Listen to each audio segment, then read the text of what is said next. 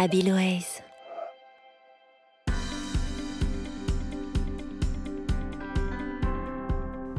Connaissez-vous le principe du broadcast? Un principe qui gouverne tous les médias, radio, télé, journaux et les sites d'information. Les articles ont un seul émetteur, le rédacteur, et d'innombrables lecteurs.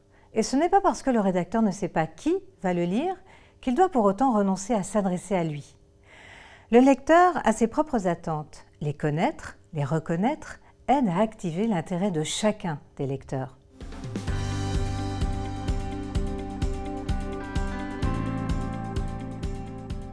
Tout d'abord, on sait que les lecteurs sont des zappeurs. Dans la moitié des cas, la lecture d'un article s'interrompt avant la fin de la première colonne.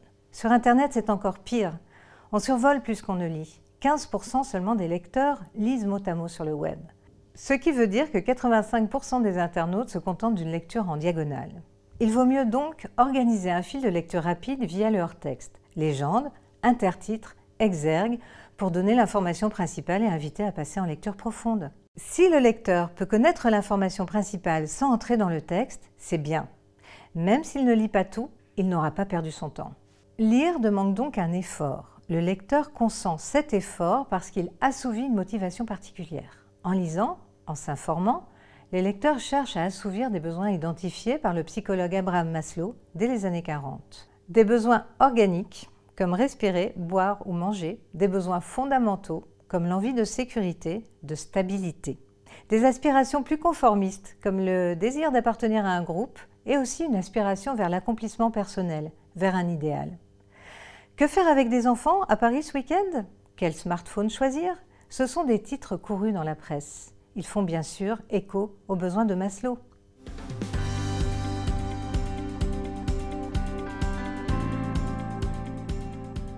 Les médias s'adressent à une audience, à un lectorat, en fait à un groupe social. Chaque groupe social est constitué soit par des frontières, la France et les Français, soit par des passions comme l'automobile, ou par des valeurs d'aujourd'hui ou des valeurs du passé. Chaque groupe social a des attentes particulières vis-à-vis de son média. Les lois de proximité aident à identifier ces attentes. La loi de proximité géographique est évidente. Elle dit qu'un mort près de chez moi m'intéresse plus que 10 000 morts au Bangladesh. Il existe au total 4 lois principales.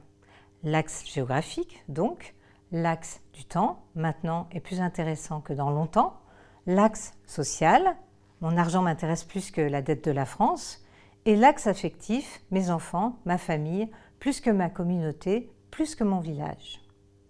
Les lois de proximité définissent tout ce qui nous touche, en somme, de loin et surtout de très près. Prenons le Brexit, par exemple. Pour les Échos, la conséquence, c'est 40 000 banquiers qui pourraient quitter la City. Mais pour Paris Match, la conséquence, c'est le retrait du prince Philippe. Même sujet, mais des prismes différents. Tout ça pour ramener l'information à l'échelle du lecteur, dans une préoccupation donnée. Car on peut être lecteur à la fois des Échos et de Paris Match. La même personne, avec des attentes différentes, dans différents moments de sa vie.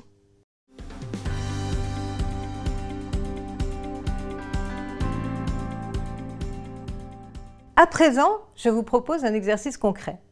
Choisissez un sujet de l'actualité et imaginez comment des rédactions aussi distinctes que Voici, Le Monde, La Provence pourraient le traiter.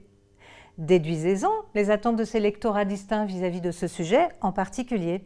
Réitérez l'exercice aussi souvent que vous le souhaitez.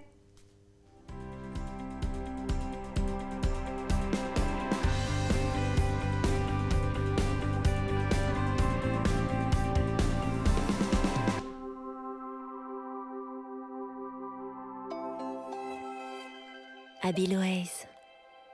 Build your singularity.